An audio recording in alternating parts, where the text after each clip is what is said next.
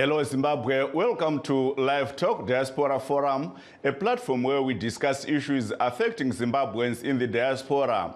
We are coming to you live from Studio 7 at the Voice of America in Washington. I'm your host, Jonga Kandemiri.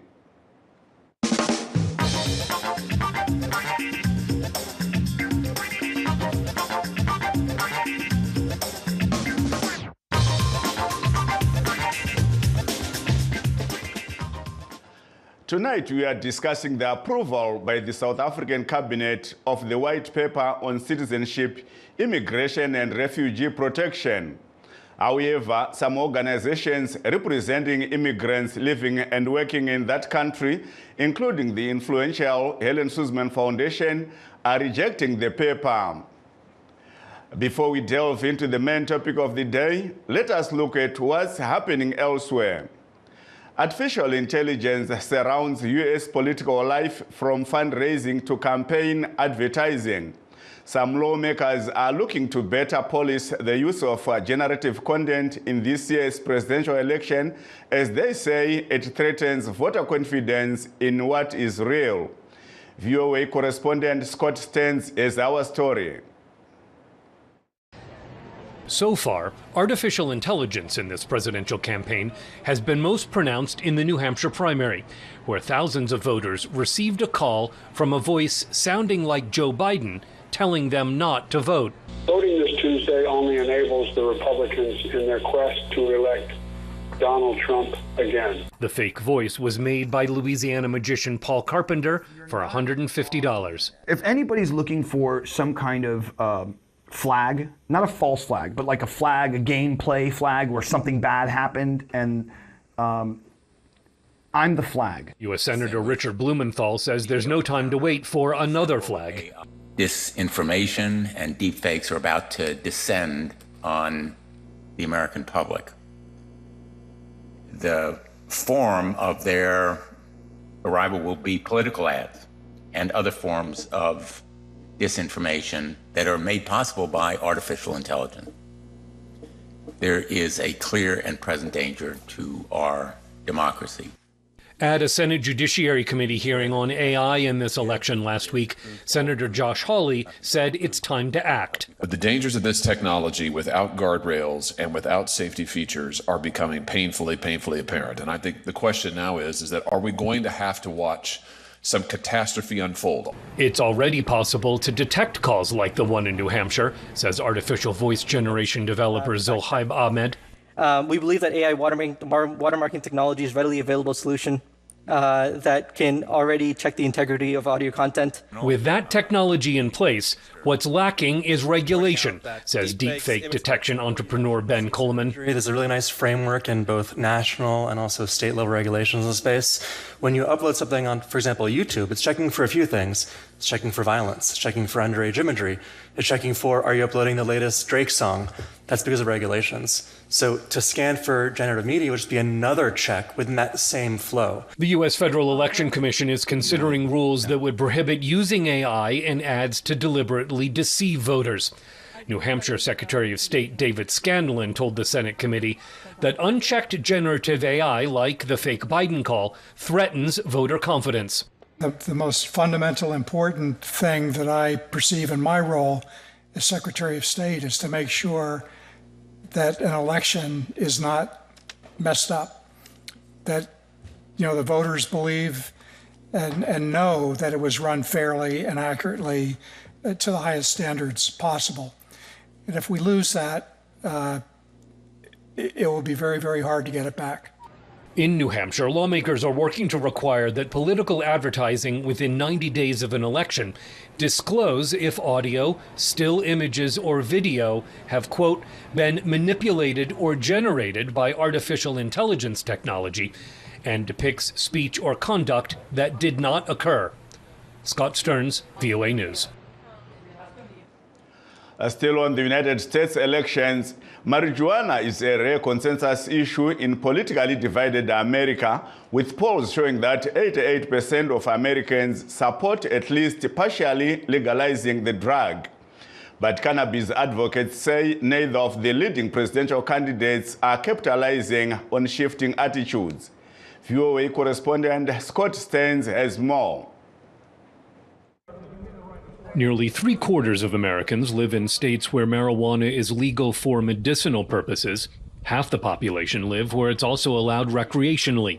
But cannabis remains entirely illegal under federal law, where it's classified alongside heroin and LSD as drugs with no currently accepted medical use and a high potential for abuse.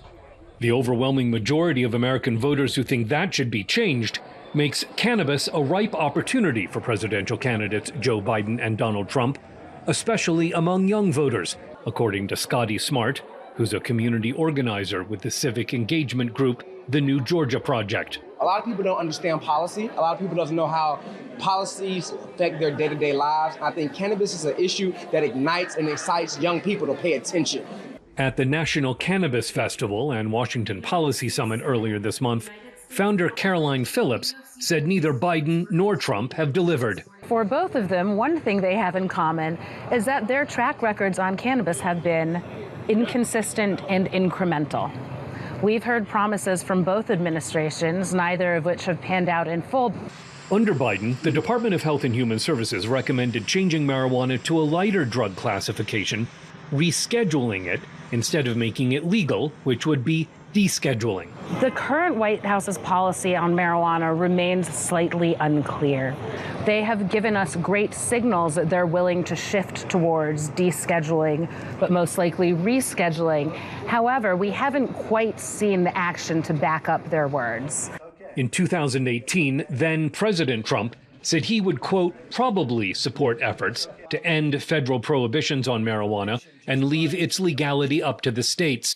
That legislation never got out of Congress. Trump told a Newsmax TV interviewer last year that studies show marijuana, quote, does significant damage, and yet, from a voting standpoint, it's a pretty popular thing. Trump's track record on cannabis has been inconsistent at best. We've heard him both say that people who sell drugs in the illicit market should be jailed and even put to death, I think with some of the scarier rhetoric around that. But we've also seen him pardon people who've been locked up for cannabis. U.S. voters' shifting attitudes about marijuana show in Gallup polling, where last year 70% of adults supported legalization. That's more than double the number who said they favored legalization in 2000.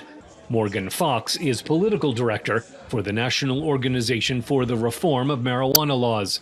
This is an issue that is increasingly important to voters, particularly young voters, and any candidate that actually wants to get ahead, whether it's in the presidential election, in Congress, or state legislatures or local legislators, if they ignore this issue, it's going to be at their peril. Younger voters animated by legalizing marijuana are hoping for Biden administration action on cannabis before the November election. Scott Stearns, VOA News. Back to Zimbabwe. Harare Magistrate Dennis Mangosi has postponed again to the 29th and 30th of April 65 arrested illegal forex dealers, granting a state application to have the investigating officer testify in court before making a ruling on bail applications by the accused.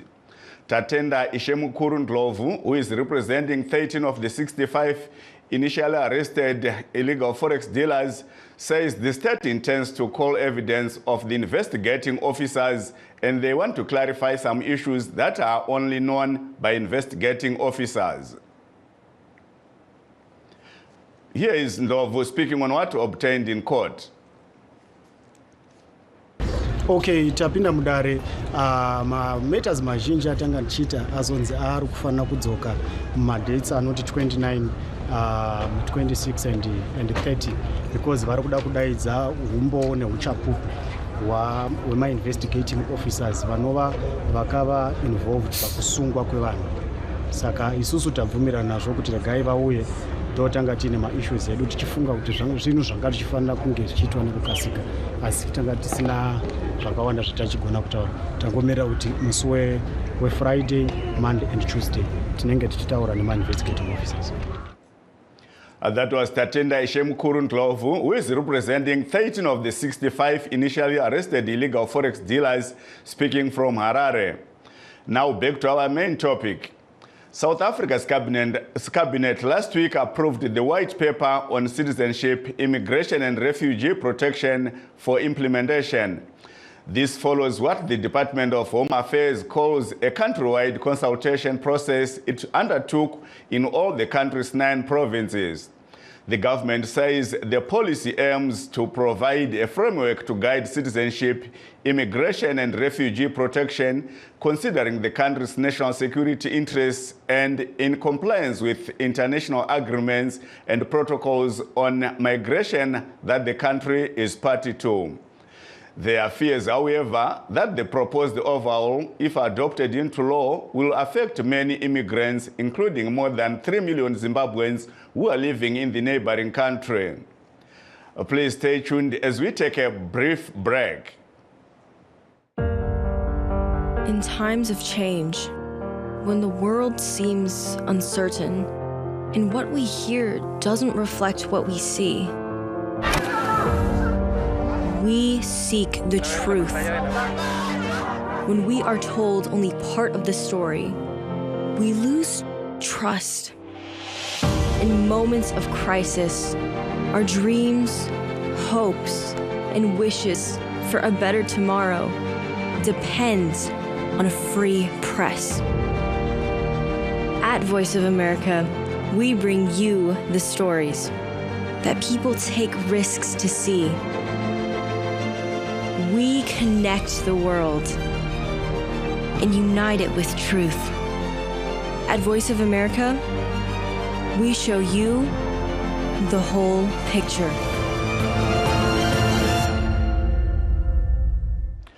For those that have just joined us, please note that we are streaming live on our Facebook pages, VOA Shona, VOA Studio 7, and VOA Ndebele. We are also live on YouTube, VOA Zimbabwe. Today we are discussing the approval for implementation of the white paper on citizenship, immigration and refugee protection by the South African cabinet and how this will affect Zimbabweans living and working in the neighboring country. Joining us right now to discuss the topic is Mr. Edward Muchatuta, who is the Zimbabwe Exemption Permits Coordinating Committee National Coordinator, Dr. Vusumuzi Suwanda, who is the chairperson of the African Diaspora Forum and African Diaspora Global Network, and Mr. Velempini Ndlovu, who is a legal advisor. Welcome to the show, gentlemen. Thank you, and welcome to you. Thank you so much. Let's start with you, Dr. Suwanda. We have heard what this white paper seeks to achieve. How will this affect immigrants in South Africa? Well, look, the ambition of this particular, white paper, and of course, as we know that white papers, the number of white papers have come and gone, and sometimes it is policy, it is the intentions of the governing party in terms of how they want to govern affairs. But the implications, ideally, are what is contained, especially in as far as the asylum, the Refugees Act. Because the Refugees Act, if it is indeed, then changed, which is what the department seeks to do, basically to renege or now to unratify the United Nations Convention of 1951. What that means ideally then is that people are not able to seek asylum in South Africa, and that affects a lot of Zimbabweans that are in South Africa, that are using asylum seeker, documents, and those that still feel that they want to apply for asylum or in the process who will then not have a legal status and might not be able to work and provide for their families, from different other parts of the continent, not only from Zimbabwe, who now will be unemployable, will not be able to have, banking accounts and transact in any way. That is where the greatest fear is. Insofar as the Citizenship Act is concerned, we know, and the Immigration Act, that there's been underlying desires to change, for example, different types of permits and visas that are in South Africa, which has already happened in some areas like the issue of the critical skills visas now. So what we are basically looking at is a situation now where there is a desire, as we have heard from the minister, to change other visas, like your relative spousal visas. And the whole idea is to try and deprive people who are not fully qualified to become either permanent residents and citizens, because the country, the minister simply wants to make sure that he uses the Immigration Act as a gatekeeping process to keep people out of South Africa, because unfortunately, he is one who is a right-wing extremist. Thank you so much. Please do stay on the line, Dr. Swanda. Now to you, Mr. Muchatuta.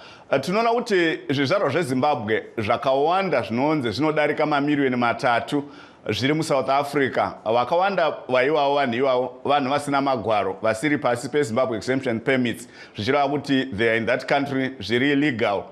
Mutemo iwoyu hauzovabatsirawo here kuti vange vachiwanawo magwaro ekunge vachigara muSouth Africa? Vajonga mutemo uyu hauna zvizhinji zvaunobatsira pakuwaniswa magwaro kwevanhu zvizvarwa zveZimbabwe, zvikuru nekuti isusu ma-ZTP holders hatizi mafamilies edu tine vanhu futi vasina ma-ZTP permit. Gwaro iri rinongori gwaro raiitwa mushure mekunge vakoniwa kuti vawane chabuda panhau yekusarenywa ma-ZTP permit nekuitika kwakaita nyaya kumagare edzimhosva. Vanhu vemuSouth Africa vanokomplena nema-migrants ari muSouth Africa, vanhu vari muSouth Africa pari zvino, asi gwaro iri harina zvizhinji zvarinotaura pavanhu vari muSouth Africa. Vanhu vari muSouth Africa, mavoters vemuSouth Africa ari kutaura kuti South African government muchaitei nevanhu vasina magwaro, asi mukateedza gwaro iroro haritaure nevanhu vasina magwaro. Zvizvarwa zvizhinji zvemuZimbabwe zviri muSouth Africa zvisina magwaro hazvina zvidzidzo zvinodiwa nemagwaro iwayo.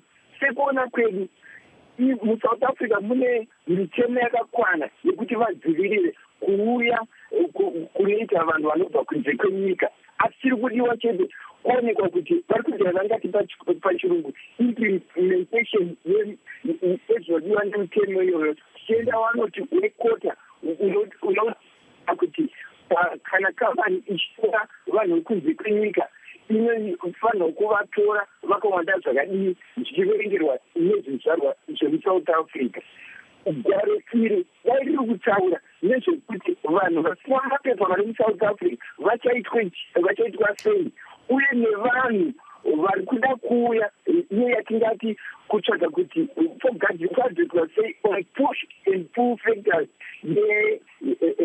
yemigration zvinokodzera zvichienderana futi nekodzero yevanhu nekodzero like kodzero yeungochani inove kodzero chete like kumaZimbabwe inopa kuti vanhu veopposition navamavhaza vawirirane, asi kodzero yekuti iyo yakatokosha nekuti vanhu vagara muSouth Africa vakawanda maZimbabwe mamwe akuita ungochani.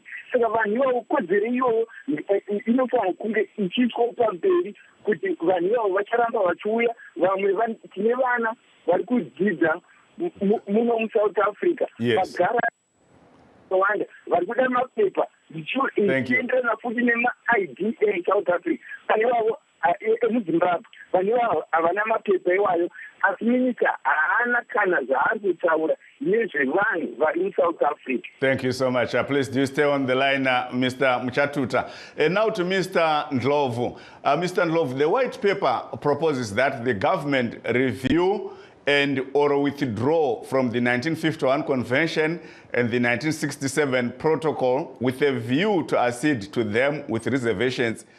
What is this proposing? Can we see South Africa pulling out of these conventions, or is it just a threat because it feels overwhelmed by immigrants, the influx of immigrants? Yeah, it's just another reactionary way of dealing with things, because actually withdrawing from the United Nations Convention on Refugees would be a step back for South Africa, because South Africa's constitution And South African laws are known to be one of the most progressive in Africa. So most of the things that they're trying to do are in line with the sentiment that we've actually had, where they try to scapegoat immigrants because they are failing to solve whatever problems they are facing. They are now saying that problems that they have or that they face are caused by immigrants. Because South Africa is a country that exists with other countries. In as much as their situation is okay now, it was not always okay before. Like before 1994, South Africans were also refugees in other countries. So that decision is just reactionary, and I don't think if taken on review in the Constitutional Court, it will pass that. That is actually constitutional and it's valid.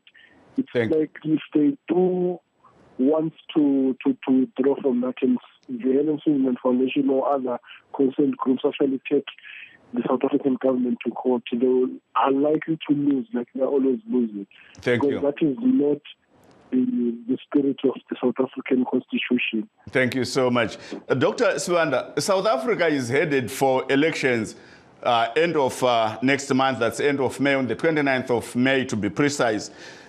Can we say this is an election campaign gimmick by the South African government, or it is serious with this? Because many organizations are rejecting this. Well, there is indeed that element that this is an electioneering, campaign, and not only, it has been coming since South Africa, the voting patterns have changed in 2015, 2016. Thank you. The local government Dr. Swanda, sorry to disrupt you. Let me bring in a caller, then I'll come back to you. Sorry for that. Hello, Mtereri. Okay. Makadi mkomo wangu. Aiwa, takasimba tisakudyirai nguva, pindai tinzwe muchirongwa.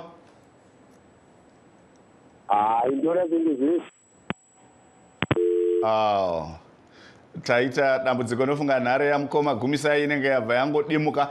Dr. Swanda, may you continue while we'll try to reconnect with the caller.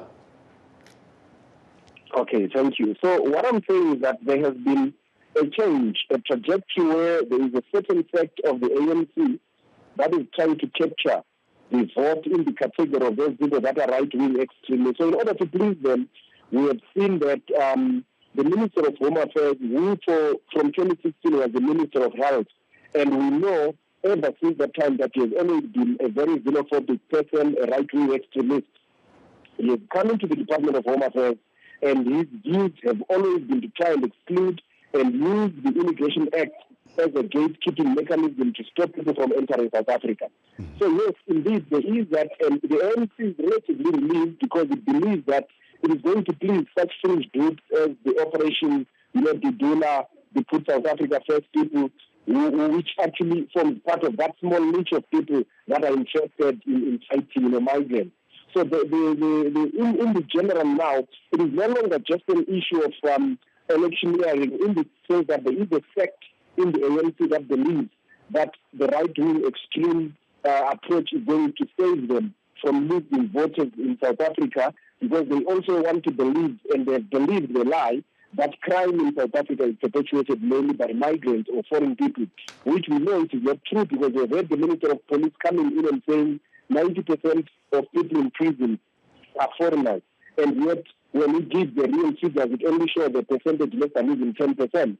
So there are people that are believing the lie, that have taken it hook, line, and sinker.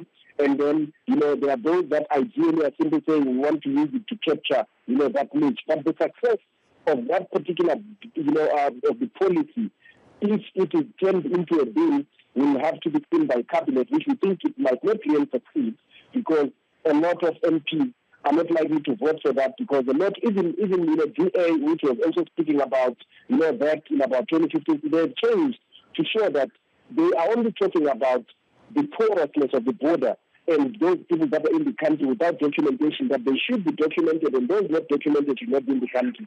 So you can see that there are reasonable proper policies that are being asked to put in place by those that are in the opposition, except for small groups like the people that are operating like the MC, which is the restricting policy now. Thank you so much, Dr. Sibanda. Please do stay on the line. Tine mutereri parunare. Hello? Hello? Makasimba. Dakasimba makadi baba. Dakasimba makadiwa. Dakasimba ndiye nawo. Kutara na lafu mama tarara. Ndinokupa ima seconds yenyu taurai tinzwe munzwikwe. Ndinoda kutaura pamusoro pemaforena tiri kurarama tiri munyika meSouth Africa. Nemutemo mutsva wavari kugadzira. Mutemo uyu wakaomera isu sezvizvarwa zveZimbabwe kunyanya kudarika zvizvarwa zvese zvekune dzimwe nyika zvisiri muSouth Africa. Sei muri kudaro? Vanotaura nezveuforena muno. Yala. Sei muri kudaro? MuSouth Africa chimiro chirimo izvezvi tikiraramira panotaurwa nezvekuti muforena.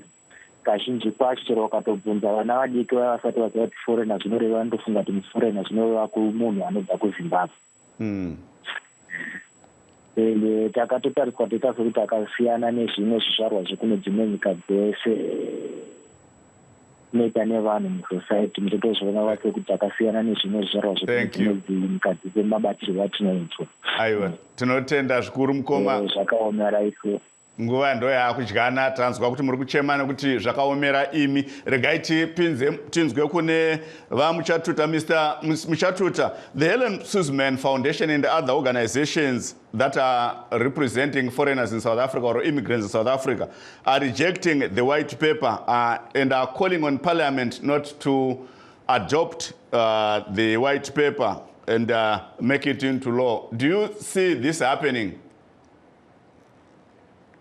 Yes, even ourselves as the civil organization, especially representing migrants in South Africa, we are also embarking on other programs whereby we are trying to engage, especially political parties like DA and EFF, who supports, who are in solidarity with our cause, so that maybe they can push in Parliament and so that they can help us in rejecting this bill in Parliament.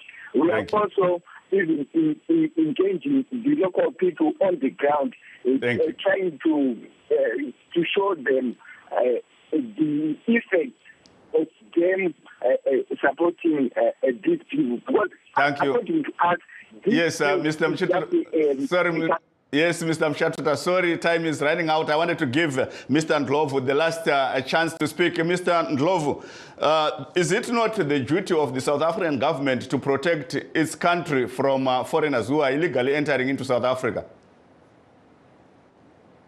Yes, that's the duty of the South African government to do that. But in doing that, they should not actually go against the international norms. Like if someone is fleeing, their country of origin and they are a refugee, or they feel that they are being persecuted wherever they are coming from, they've got the right to enter South Africa, even in a manner which is illegal. Because I actually don't like this thing of saying a person is illegal. I like to say a person is undocumented, because a person can actually find some form of documentation. Thank you so much, Mr. Ndlovu. Thank you so much. I'm sorry, time is running out, and at this stage we have to say thank you to our guest, Mr. Edward Muchatuta, who is the Zimbabwe Exemption Permits Coordinating Committee National Coordinator, Dr. Vusumuzi Suwanda, Chairperson of the African Diaspora Forum, and Mr. Velempini Ndlovu, who is a legal advisor. Last but not least, you, the listeners, we have come to the end of our show today. Let's meet again next time. This is Jonga Kandemiri signing off in Washington, D.C.